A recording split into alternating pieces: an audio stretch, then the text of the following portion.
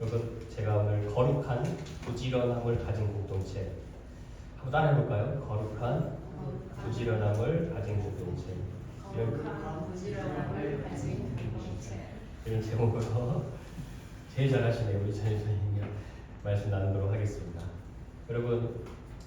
여러분이 우리가 세상 일로 분주함을 조심해야 합니다라는 말을 많이 들으셨을 거예요.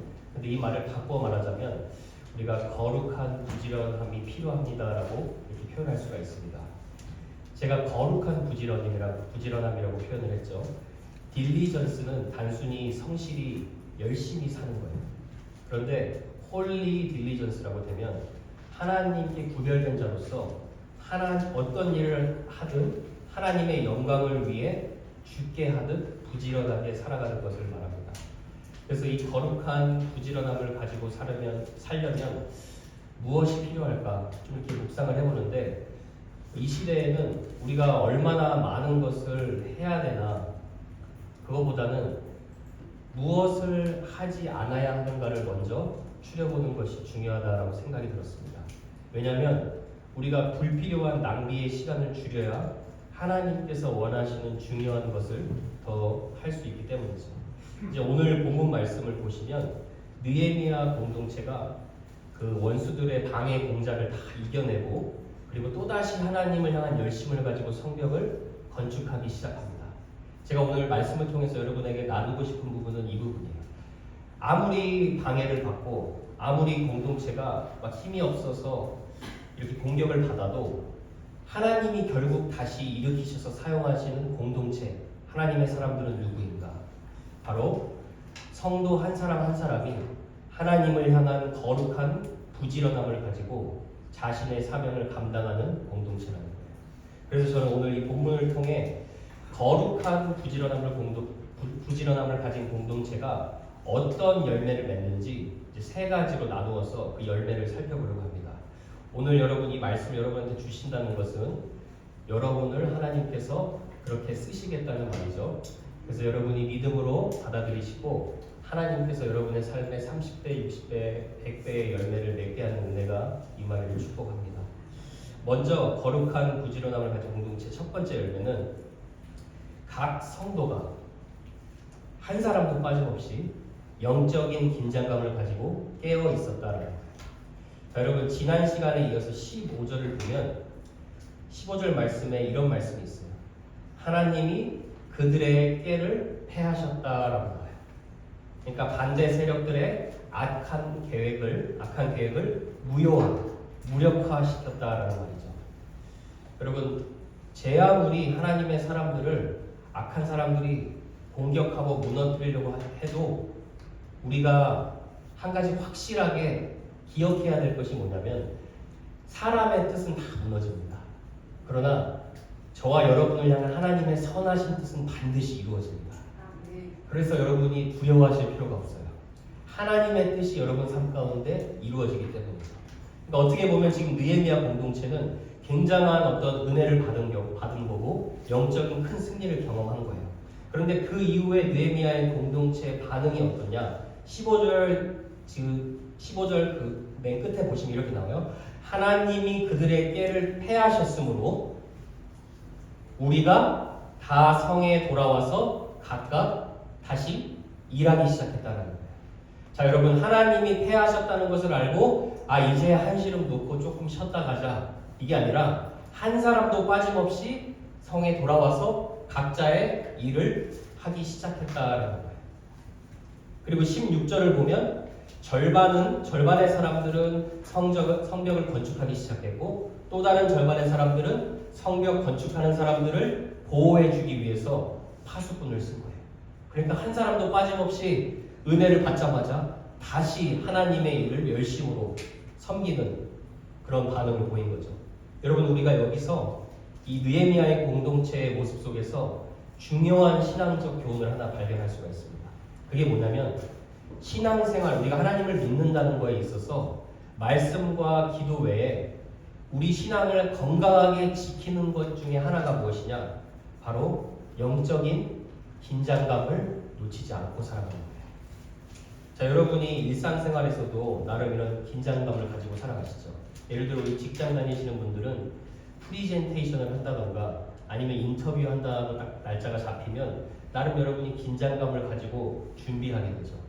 저도 개인적으로 제일 긴장감을 가질 때가 언제냐면 저는 토요일 저녁부터 여기 이 단에 바로 서기 전까지 긴장감을 가져요. 그래서 항상 설교하고 나면 이렇게 이런 말 안 해도 되는데 옷이 젖어 있습니다. 사람 앞에 서는 일이기도 하지만 제가 하나님 앞에 서는 거고 또 하나님의 말씀을 바르게 전달해야 되기 때문에 나름 긴장감을 가지고 섭니다. 근데 우리가 여러분 우리 삶에 이런 영적인 긴장감이 다 필요하죠. 근데 이 영적인 긴장감을 놓치지 않는다라는 뜻이 어떤 의미일까요? 바꾸어 말하면 영적으로 깨어있는 것을 말해요. 영어로는 spiritual watchfulness라고 얘기할 수가 있어요. watchfulness.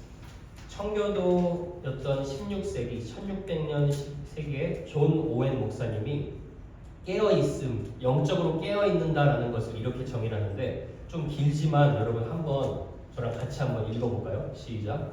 낱낱이 조심하면서 부지런하게 하나님이 지정하신 모든 수단과 방법을 사용해 우리의 마음과 행위 그리고 사상의 전력과 전술을 살펴 이 세상에서 죄를 짓는 기회에 얽혀들지 않는 것이다. 우리가 이렇게 소화하기는 좀 힘든 긴 표현인데 쉽게 풀어보자면 수시로 저와 여러분의 마음과 생각과 행동을 부지런하게 지키는데 어떻게 지켜요? 하나님이 지정하신 방법과 수단 뭡니까? 말씀과 기도와 공동체 안에서의 교제와 또 사랑과 겸손함 성경의 모든 원리를 어떻게 하라고요? 적극적으로 사용해서 내 육체의 욕심이나 외부의 공격들이 나의 영혼을 무너뜨리지 못하도록 잘 지키라는 거죠. 제가 여러분 이 말씀을 묵상하면서 제 20대 초반에 회심했을 때가 기억이 났습니다. 제가 예수님을 만나고 당시에 정말 모든 것을 다 가진 것처럼 너무나 행복했어요. 그런데 그 행복한 감정이 사실 여러분 일주일 오래 가지 못하더라고요. 왜냐하면 며칠 지나니까 현실은 현실이에요. 똑같아요. 그리고 예수님 믿고 나니까 특이한 점이 하나 생기는데 이상하게 제 마음에 내적인 갈등이 훨씬 많아지는 거예요. 그래서 제가 회심 후에 성경에 대해도 저는 잘 몰랐어요. 그래서 그냥 닥치는 대로 읽었습니다. 근데 읽어도 어렵기도 해가지고 내용을 잘 이해하지 못했어요. 그래서 뭐 친구들이 이 성경에 대해서 저한테 설명해 준 것도 아니고 그렇다고 뭐 교회 선생님이 저한테 성경을 잘 설명해 준 것도 아니고 그래서 제가 마음이 굉장히 괴로웠어요. 그래서 여러분 제가 이런 말 안 하고 싶은데 여러분 주변에 성경 말씀을 가지고 정말 진중하게 삶을 서로 나눌 수 있는 형제 자매가 있는 게 보통 행복한 것이 아닙니다. 여러분이 그래서 소그룹이 중요한 거예요. 어쨌든 여러분 제 마음의 갈등의 이유가 뭐였냐면 제가 주님 만나고 마음이 변화되고 구원받은 것은 확실한데 왜 이렇게 반복적으로 죄에 넘어지는 거죠? 이거였어요. 똑같은 죄에 또 넘어지는 거예요. 그래서 제가 당시에는 성경 말씀 제대로 모르니까 내가 구원받지 않은 거 아닌가 의심해서 영접 기도만 10번을 다시 했어요. 주님 제 마음속에 들어와 주세요. 그러다가 제가 만난 책이 뭐냐면 앞서 제가 인용했던 존 오웬 목사님의 죄의 유혹이라는 책이에요. 근데 이 죄의 유혹이라는 책에 보니까 구원받은 이후의 삶에 제가 너무나 무지했던 것에 대해서 마치 스위치를 켜주듯이 영적인 깊은 통찰력을 주는 거예요. 그 책을 보면서 제가 깨달았던 중요한 진리가 뭐냐? 예수님을 믿고 나서 죄를 안 짓게 되는 것이 아니고 예수님을 믿고 난 다음에 이 복음이라는 것이 내가 천국 갈 때 주머니에서 꺼내는 티켓이 아니고 예수님을 믿은 순간부터 내 마음을 내 죄와 싸우는 치열한 전쟁터이구나 이걸 딱 깨달은 거예요. 그리고 내 안에 계신 성령의 도우심으로 이 죄를 이길 수 있고 주의 말씀에 반복적으로 순종하면 죄와 싸워 승리할 수 있구나. 이 깊은 구원의 능력에 대해서 제가 그 책을 통해서 알게 된 겁니다. 여러분 제가 이 말씀을 왜 드렸냐? 느헤미야가 오늘 보여주는 이 공동체의 모습이 그런 모습이에요. 한 사람도 빠짐없이 다시 성벽을 건축하기 시작했다. 이 한 사람 한 사람이 영적으로 깨어서 이제 자신의 마음의 성벽을 지키기 시작하는 파수꾼이 되었다라는 것과 다름이 없어요. 그래서 저와 여러분 정말 예수님을 사랑하고 예수님께 더 가까이 나아가기 위해서 필요한 게 무엇이냐? 여러분이 이런 영적인 파수꾼의 긴장감을 절대 놓치지 말아야 합니다. 여러분 마음을 살펴보실 때 지금 내가 무엇에 자꾸 갈팡질팡 흔들리고 있지? 무엇이 내 마음을 자꾸 혼란스럽게 하고 있지? 무엇이 내 마음에 근심과 걱정을 주고 있지? 이 마음을 잘 살펴보면서 하나님이 주신 모든 은혜를 사용하여서 여러분의 마음을 잘 지킬 수 있는 그런 은혜가 여러분에게 임하길 축복합니다. 근데 여기서 여러분 한 가지 더 중요한 게 나오는데 파수꾼의 역할을 감당하기 위해서 더 중요한 것, 언제 이들이 이렇게 영적으로 깨어 있었냐는 거예요. 언제 그랬을까요? 반대 세력이 공격하면서 조롱할 때 깨어 있었을까요? 여러분 우리 삶에 문제가 터지고 힘든 일 많으면 가만히 잠자다가도 비파와 수구마 깰지어다 새벽을 깨우리로다 하면서 악나 같은 새벽 기도도 나가게 되어 있어요. 그러니까 공격 오거나 문제나 갈등이 있을 때는 우리가 깨어있는 게 너무나 당연하죠. 근데 오늘 백성들이 파수꾼의 역할을 감당하면서 깨어있을 때가 언제냐? 하나님께서 큰 은혜를 주시고 난 후라는 거예요. 큰 승리를 경험했을 때. 그러니까 저와 여러분이 영적으로 깨어 있어야 할 때가 언제냐? 바로 우리 삶이 형통할 때라는 거예요. 하나님이 우리에게 은혜를 주시고 있을 때라. 정말 이제 진짜 하나님의 사랑이 내 마음 가운데 믿어지기 시작할 때, 그때가 사실 사탄이 활동하기 가장 유익한 때라는 거예요. 그래서 어떤 분이 이런 얘기를 해요. 진짜 신앙의 위기는 위기를 넘긴 그 다음이 진짜 위기다라고 얘기해요. 저와 여러분이 우리 삶에 형통할 때, 은혜 주실 때, 하나님께 감사거리로 찬양이 드릴 것이 너무나 많을 때, 이럴 때일수록 더 하나님 앞에 우리의 긴장감을 놓치지 않게 되길 바랍니다. 그래서 저는 오늘 이 느헤미야 공동체를 통해서 이 첫 번째 열매, 영적인 긴장감을 놓치지 않는 은혜, 이 은혜가 우리 삶에 그대로 임할 수 있기를 축복합니다. 두 번째 열매는 느헤미야 공동체는 지도자의 말씀을 잘 청종하면서 본질을 기억했던 공동체였어요. 자, 여러분, 이 성벽 재건 프로젝트는요, 지도자인 느헤미야가 없었다면 애초에 시작이 되지도 않았을 거예요. 그렇죠? 왜냐하면 하나님께서 느헤미야라는 사람을 택하셔서 하나님의 비전과 소원을 선포했기 때문이죠. 근데 여러분, 우리의 궁극적인 지도자는 누구십니까? 예수 그리스도시죠. 목회자 말 잘 들어라 이 말 하는 게 아니에요. 예수 그리스도의 말씀을 잘 청종하는 것을 말합니다. 어떤 면에서 여러분, 하나님이요, 저를 통해서 매 주마다 이렇게 30분, 40분씩 설교를 하잖아요. 어떤 면에서 제가 여러분의 느헤미야이기도 합니다. 그래서 여러분, 저는 어떤 생각을 하냐면, 우리 공동체 교회 예배, 주일날 예배를 통해서 여러분 한 사람도 빠짐없이 제 마음은 꼭 은혜를 마음에 담고 가셨으면 좋겠어요. 제가 이게 정말 간절히 원하고 사모하는 거예요. 물론 하나님이 일하시는 것이라서 제가 여러분의 표정을 보면 말씀을 대충 듣는지 아니면 정말 마음으로 받아들이는지 제가 알 수가 없어요. 왜냐하면 하나님의 영광은, 일의 영화는 하나님이 숨기세요. 하나님만 영광 받으시고요. 그래서 제가 여러분이 은혜 받는지 잘 알지 못하는데, 제가 때로는 그런 생각도 해요. 여러분이 비행기를 탑승하기 전에 시큐리티 포인트에서 검사를 받지 않습니까? 근데 그 시큐리티 포인트 지나가기 전에 여러분의 주머니에 소지해야 되지 않아야 할 것을 소지하고 그냥 지나가면 어떻게 돼요? 알람 경고 소리가 삐삐삐 하고 울리죠. 제 마음 같아서는 우리 교회에 그런 은혜 작동 시스템도 있었으면 좋겠어요. 여러분이 교회당 나갈 때 하나님이 보시기에 좋지 않은 생각을 담고 가고 버리지 않고, 아직 내 고집과 내 사고를 갖고 있고 나가 딱 지나가면 저 문에서 띠띠띠 소리 났으면 좋겠어. 그럼 제가 여러분 다시 붙들고 1대1로 더 성경 공부하고 제가 여러분 더 기도하고 말씀의 은혜 꼭 담고 나가셨으면 좋겠어요. 근데 그런 시스템이 없어요. 제가 왜 이 얘기를 말씀을 드리냐, 하나님이 여러분 영혼을 그렇게 한 사람 한 사람 소중하게 여기신다는 거예요. 하나님이 여러분이 꼭 은혜 담고 가시기를 원하신다는 거죠. 결국 오늘 말씀 20절을 보시면 느헤미야가 공동체를 향해서 하는 것이 똑같아요. 자, 여러분 20절을 보세요. 20절 보니까 너희는 어디서든지 나팔 소리를 듣거든 그리로 모여서 우리에게로 나아오라.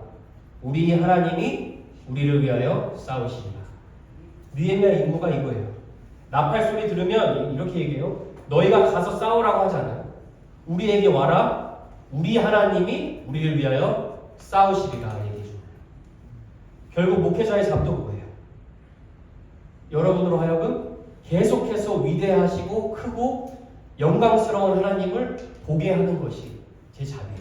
그래서 우리 교회는 저나 이 사람들을 어떤 특별한 색깔 다 사라졌으면 좋겠어요. 그냥 예수 그리스도의 영광만 드러나고 사람들이 교회 올 때마다 내가 이 하나님을 만나기 위해서 그런 설레임을 가지고 그런 마음으로 한 사람도 빠짐없이 은혜를 받으시고 가셨으면 좋겠습니다. 왜 이 말이 중요하냐? 왜 이 말씀에 귀 기울여야 하냐? 왜냐면 우리가 무슨 일을 하든 우리 인생 자체가 여러분 하나님을 믿는 신앙생활조차가 애초에 내가 시작한 것이 없고 내 힘으로 되는 것도 없고 결국 하나님이 시작하셨고 하나님이 우리를 위해 끝까지 붙들고 가시는 은혜이기 때문입니다. 결국 이 본질을 기억하는 거예요. 여러분 하나님이 우리를 위하여 싸우시리라라는 이 약속이 신약 시대를 사는 우리에게 더 예수님을 통해서 선명하게 드러났는데 로마서 8장 보시면 이게 똑같은 말이에요. 39절에 보면 높음이나 깊음이나 다른 어떤 피조물이라도 우리를 우리 주 예수 그리스도 예수 안에 있는 하나님의 사랑에서 끊을 수 없으리라. 하나님이 우리를 위하여 싸우신다라는 말은 하나님의 사랑이 우리를 끝까지 이끌고 간다라는 말이에요. 여러분 여기서 다른 어떤 피조물이라도 이 표현에 이 대목에 이정규 목사님이라는 분이 계신데 굉장히 재밌게 표현을 해요. 그렇게 얘기를 합니다. 혹시 이 자리에 앉아 계신 분들 중에 피조물이 아니신 분 계십니까? 라고 물어봐요. 여러분 여기 중에 피조물 아니신 분 계세요? 창조주이신 분 계세요? 이분이 이 얘기를 하는 이유가 뭐였냐면 다른 어떤 피조물, 세상의 많은 사람들과 어려움이 우리를 사랑해서 끊어낼 수 없는 것뿐만 아니라 여러분 자신, 여러분의 죄, 여러분의 연약함과 악함조차도 우리를 예수님의 사랑 안에서 절대로 끊어낼 수 없다라는 거예요. 이게 복음의 본질이고 신앙의 본질이라는 것입니다. 느헤미야가 하는 잡이인 거예요. 그리고 우리가 교회에서 모일 때마다 기억해야 될 것이 바로 이 복음의 약속이에요. 하나님이 우리를 위하여 싸우시고 우리가 어떠한 일이 있어도 하나님의 사랑 안에서 끊어질 수가 없는 존재이다. 제가 이번 주에 여러분 목회자란 어떤 잡인가, 목회자란 무엇인가 또다시 깊이 생각하게 한 말씀이 있었습니다. 이게 뭐냐면 여러분이 잘 아시는 말씀일 텐데 고린도후서 4장 16절 말씀 여러분이 잘 아시죠? 그러므로 우리가 낙심하지 아니하노니 우리의 겉사람은 낡아진다. 근데 여러분 전 여기서 겉사람이 낡아진다라는 이 내용을 이렇게만 생각을 했어요. 우리 다 똑같이 늙는 거 아닌가? 그러나 예수 믿는 사람 속사람이 강건해지지 이렇게만 생각을 했습니다. 그런데 한 성경학자가 고린도후서 전체 문맥을 보면 이 겉사람이 낡아지는 것에 대해서 어떻게 얘기를 하냐면 사도 바울이 성도를 섬기고 교회를 섬기는데 특별히 고린도 교회 안에 너무나 많은 어려움과 또 분쟁과 힘든 서퍼링, 고난들이 많았어요. 그 목회적인 고난으로 인해 오는 낡아짐이라는 거예요. 그런데 목회자가 그런 목회적으로 고난을 받고 힘듦을 경험하고 그 힘듦 경험한 것까지 하나님이 사용하셔서 어떻게 사용하시느냐? 하나님의 위로를 받게 하시고 그리고 그 위로를 받아서 성도들 for the sake of God's own people 하나님의 성도들을 위로하게 하신다. 그래서 고린도후서 1장 4절에 환난 중에서 우리를 위로하사 하나님께 받는 위로로서 환난 중에 있는 모든 성도를 능히 위로하게 하시는도다. 이렇게 얘기를 해요.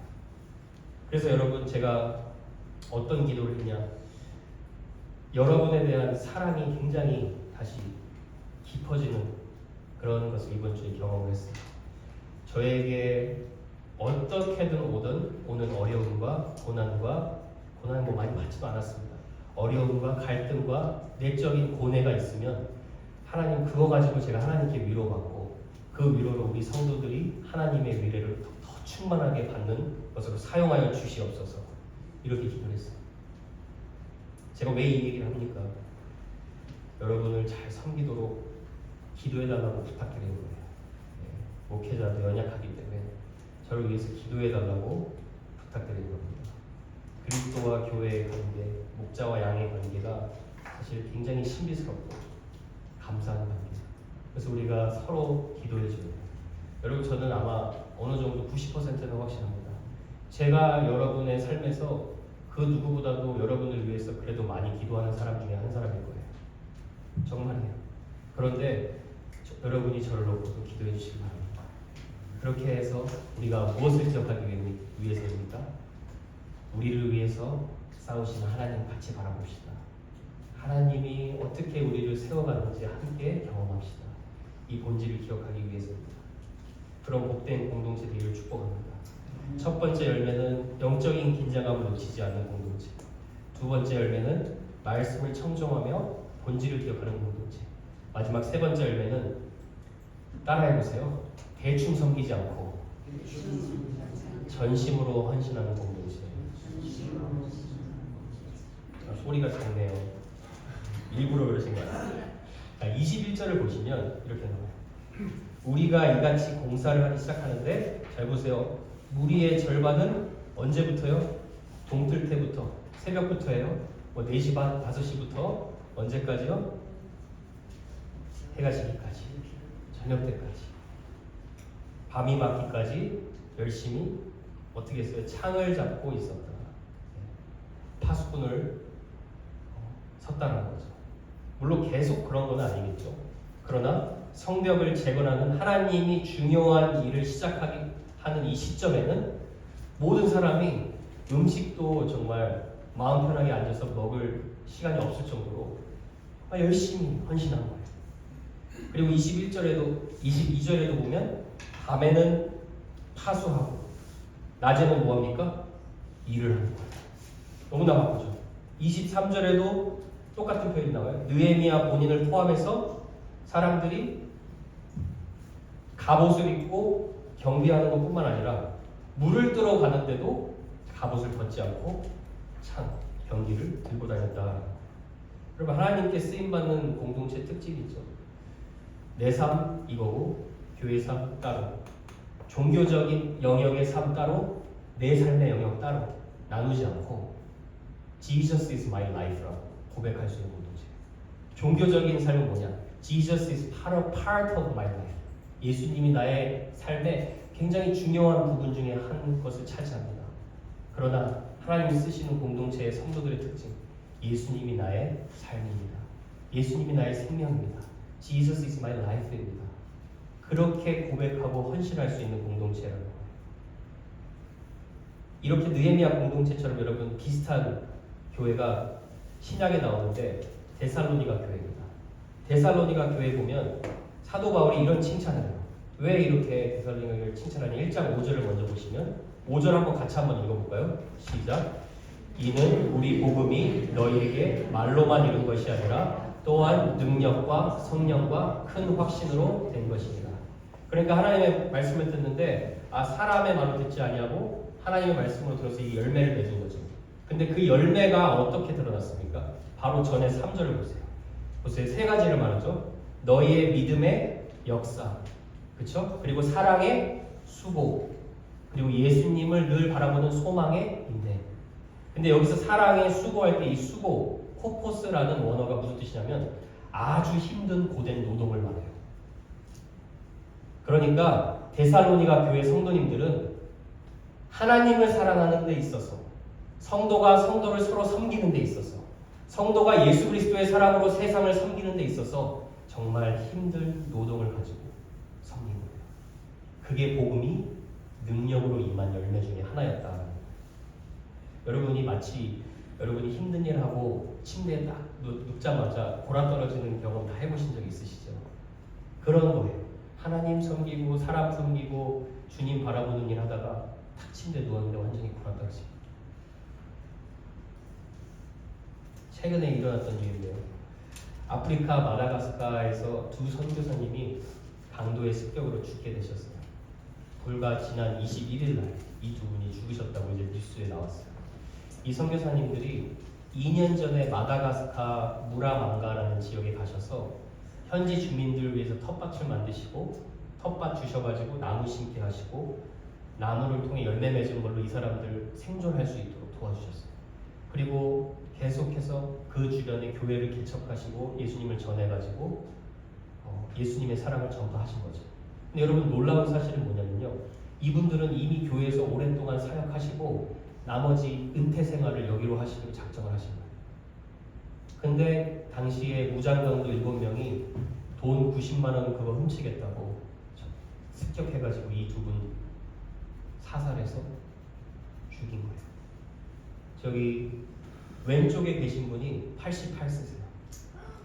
오른쪽에 계신 분이 68세예요. 굉장한 헌신이죠. 제가 여러분에게 죄책감 주려고 얘기하는 게 아니에요. 여러분이 계신 곳이 선교지예요.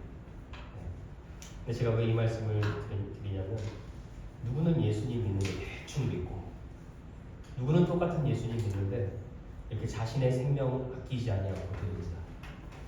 여러 가지 이유가 있을 거예요. 왜 예수님을 누구는 대충 믿을까요? 마가복음 4장에 보면 예수님이 그런 얘기를 하세요.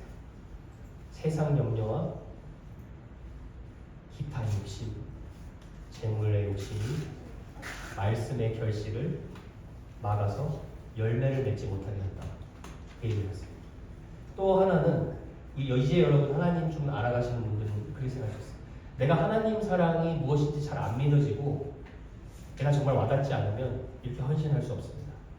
이게 충분히 이해가 돼요. 그러면은 그런 분들은 하나님을 조금씩 계속 더 알아가시면 돼요. 하나님을 알아갈수록 우리가 헌신하게 되겠죠. 근데 여러분 여기서 제가 대충 신앙의 공동체가 누가 있었을까 보니까 또 성경에 있더라고요. 라오디게아 교회가 있었어요. 계시록 3장 15절 보세요. 자, 내가 예수님이 말씀하십니다. 네 행위를 아노니. 행위가 있다라는 거예요. 순종의 열매가 있다는 거예요. 믿음이 있어요. 그런데 차지도 아니하고 뜨겁지도 아니해서 어떻게 한다고 합니까? 내 입에서 너를 토해내리라. 여러분 미지근한 커피 좋아하시는 분들 혹시 계시나요? 제가 제일 싫어하는 커피가 미지근한 커피예요. 저는 핫커피 아니면 아이스커피 제일 좋아하는데 저희 와이프는 미지근한 커피를 좋아하는데 미지근한 커피 먹으면 못 마시겠어요. 근데 예수님이 그렇게 비유를 하는 거예요. 미지근해서 내가 그냥 토해내고 싶다. 무서운 책망이죠. 근데 여기서 질문해야 돼요. 왜 이렇게 이런 책망을 받았냐는 거예요. 무엇이 이들의 삶을 미지근하게 했냐는 거예요. 미지근해졌다라는 건 네가 한때 뜨거웠다라는 말이죠. 그럼 예수님이 진단을 내려주십니다. 17절에 잘 보세요. 네가 네 입으로 직접 말한다는 거예요. 네가 직접 말하기를 뭐라고 합니까? 나는 부자라 부요하여 부족한 것이 없다. 자, 라오디게아 성도들이 본인에게 내려주는 평가예요. 나는 부족한 것이 없습니다. 자, 여러분 이거는요. 단순히 현재에 만족하는 그거를 말하는 게 아니에요. 이것은 어떤 죄를 말하는 거냐면 영적인 교만을 말하는 거예요. 나는 신앙생활에 있어서 굉장히 잘하고 있습니다. 나는 부족함이 없습니다 라고 얘기하는 거예요. 그러니까 그런 마음 상태에서 더 이상 예수님이 주시는 말씀이 나에게 새롭게 나를 변화시키는 능력의 말씀으로 다가오지가 않는 거예요. 그러니까 미지근한 거예요. 그러니까 딱 내 선에서 적당하게 대충 하나님을 믿는 거예요. 이런 거 제일 조심해야 될 사람이 저예요. 저 목회자예요. 또 누구냐? 정민 형제 빼고 우리 현영자를 빼고 예수 믿은 지 오래된 5년, 10년 이상 된 바로 저희들이에요. 저희가 제일 조심해야 돼요. 왜냐하면 새 가족분들은 별것도 아닌 걸 다 눈에 맞더라고요. 보니까. 우리 모태신앙 분들은 아시잖아요. 은혜 받는데 시간이 걸려요. 새 가족분들은 마음이 그냥 이게 다 새로우니까 자 들어보면 진짜 별것 아닌 거에 다 내려요. 성경 한 구절 읽고도 그냥 은혜 받아요. 여러분 헌신한다는 거 우리가 영적인 교만을 조심해야 돼요. 이와 관련해서 제가 조금 더 설명을 드리겠습니다. 자 여러분 헌신한다는 건 그냥 열심히 하라는 게 아니에요. 바른 목적을 가지고 헌신해야 된다는 거예요. 자 근데 이와 관련해서 조금 더 설명하자면 스탠퍼드 대학원 교수님 중에 치비스라는 분이 계십니다. 근데 이분이 스틱이라는 책에서 이런 개념을 말했어요. 지식의 저주라는 개념을 말합니다. 이 지식의 저주가 뭐냐면 일단 내가 무엇인가를 좀 알고 나면 그 후에는 내가 알지 못했던 상태를 상상하지도 못한다는 거예요. 그러니까 한국 속담에 이런 표현이 있죠. 개구리 올챙이적 시절 기억하지 못한다. 신앙과 연결시켜서 표현하자면 내가 하나님을 안다고 생각하는 그 나의 생각, 나의 그 한정된 지식, 경험이 너무 완고해서 그 후에 하나님께서 나에게 주시는 이 새로운 매일매일의 말씀이 꿀송이처럼 안 들리는 거예요. 그러니까 그 지식의 저주에 굳어져서 대충 예수님을 믿게 된다는 거예요. 그런 관점에서 보면 느헤미야 공동체는 지식의 저주에 늪에서 빠져있는 공동체가 아니었죠. 그렇죠? 지식의 저주에 빠져 있었다면 우리가 예전에 실패했던 건데 뭘 또 이런 걸 다시 하냐? 안 했겠죠. 그러나 그런 말에 흔들리지 않고 어린아이와 같이 느헤미야를 통해 주신 하나님의 말씀을 받아들이고 대충 하지 않고 그 사랑에 힘입어 온전히 헌신하기 시작했다는 거예요. 여러분 우리의 마음이 어떨까요? 여러분은 여러분이 하나님을 섬기고 사랑하는 데 있어서 열심과 헌신이 보이십니까? 보이세요? 보이시면 할렐루야. 보이지 않으시면 오늘 가지시면 됩니다. 주님이 여러분을 사랑하시니까 오늘 말씀하시는 거예요. 여러분 왜 라오디게아 교회한테 이렇게 책망하시는 줄 아세요? 미지근함 조심해라 토해낸다가 목적이 아니에요. 자 3장 19절 한번 보세요. 여기서 처방전을 내려주시는데 미지근한 신앙 어떻게 회복하느냐? 물은 내가 사랑하는 자를 책망하여 징계하노니 그러므로 네가 열심을 내라 회개하라. 열심을 내라 회개하라. 마음과 생각과 행동도 적극적으로 돌이키고 헌신해라. 이게 포인트가 아니에요. 뭐가 포인트냐? 처방전을 사용하려면 접속사 봐야 돼요. 그러므로 뭐예요? 내용이 내가 너희를 사랑하기 때문에 가만히 내두지 않고 너희들을 책망하고 징계해서라도 나를 위해 열심을 가지는 내 자녀로 내가 세워갈 것이다. 이 주님의 약속이에요. 주님의 사랑이 나를 포기하지 않겠다라는 거예요. 그러니까 우리는 우리 자신만 보면요, 여러분 거룩한 부지런함이 사실 어디 있습니까? 정말 우리는 작심삼일이에요. 우리는 결단하는 거 제대로 지키지 못하는 존재. 그러나 주님이 우리를 포기하지 않고 거룩한 열심을 가지고 우리를 끝까지 사랑하시고 붙들어 주시기 때문에 그 사랑에 반응해서 우리가 또다시 거룩한 부지런함을 가지고 주님을 사랑할 수 있다는 거예요. 그래서 찬송가 가사 중에 여러분 이 찬양 다 아시죠? 우리 마음은 연약하여 범죄하기 쉬우니 하나님이 받으시고 천국인을 치소서. 하나님이 너는 내 아들이고 내 딸이라고 예수님의 도장을 우리 삶에 찍어주셨기 때문에 그래서 우리가 아무리 부족하고 방탕할 때가 있어도 흔들릴 때가 있어도 끝까지 우리를 붙들고 가신다는 거예요. 그래서 시편 127편 1절도 보시면 이런 말씀 있죠. 여호와께서 집을 세우지 아니하시면 세우는 자의 수고가 헛되다. 여호와께서 성을 지키지 아니하시면 파수꾼에 깨어 있음이 헛되도다. 바꿔 말하면 우리가 파수꾼이 되어서 우리의 마음을 지키고 우리의 영을 지키는 파수꾼으로 깨어 있을 수 있는 이유는 하나님께서 저와 여러분을 지켜주시는 것이기 때문입니다.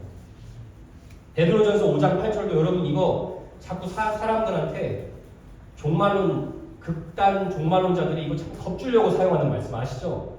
근신하라 깨어라 너희 대적 마귀가 우는 사자와 같이 산길자를 두루찾고 있다. 종말론자들이 이거 굉장히 두려움을 자꾸 주려고 잘못 사용하는데 깨어 있어라 라고 겁주기 위해 위협하는 말씀이 아니에요. 왜 이 말씀을 주셨냐? 10절을 보세요. 2절만 나가면 이유가 나옵니다. 모든 은혜의 하나님 곧 그리스도 안에서 너희를 부르신 하나님께서 너희를 온전케 하시며 굳건하게 하시며 강하게 하시며 털을 견고하게 하시며 그대로 지속하면 우리를 회복하시고 힘주시고 우리를 털을 견고하게 하신다. 우리를 끝까지 하나님의 안전한 곳으로 인도해 주신다라는 약속이에요. 그러니까 깨어 있어라 하는 거예요. 여러분 말씀 맺겠습니다. 느헤미야의 공동체 열심도 어디서 시작된 것입니까? 우리가 싸우는 게 아니라 우리를 위하여 하나님이 싸우시리라. 그 약속을 믿었기 때문에 이 열심이 나타난 거죠. 사랑하는 여러분, 이 약속이 우리에게도 적용되고 있습니까? 적용되고 있죠. 죄 없으신 예수님께서 우리의 더러운 모든 죄악을 십자가에 가지고 가셨어요. 그리고 예수님의 거룩한 순종의 의의 옷을 입혀주셨습니다. 그리고 예수님은 나는 너의 죄를 다시는 기억하지 아니하리라라고 분명히 말씀하셨어요. 우리는 매번 어겨도 주님의 이 거룩한 부지런함이 있기에 우리가 그 옷을 입었기에 우리가 또다시 주님이 우리를 위하여 싸우심을 알고 믿고 나아갈 수 있을 줄로 믿습니다. 그렇게 주님이 우리를 여겨주십니다. 그래서 마지막 기도서 2장 14절 보면 한번 이거 같이 한번 읽어볼까요? 이렇게 됩니다. 2장 14절 없나요? 제가 읽어드립니다. 그가 예수님이 우리를 대신하여 자신을 주심은 모든 불법에서 우리를 속량하시고 우리를 깨끗하게 하사 선한 일을 열심히 하는 자기 백성이 되게 하려 하십니다. 그러니까 우리가 거룩한 부지런함을 가진 성도로 살아갈 수 있는 이유는 주님께서 저와 여러분을 예수 그리스도의 십자가의 은혜로 구원해 주셨기 때문입니다.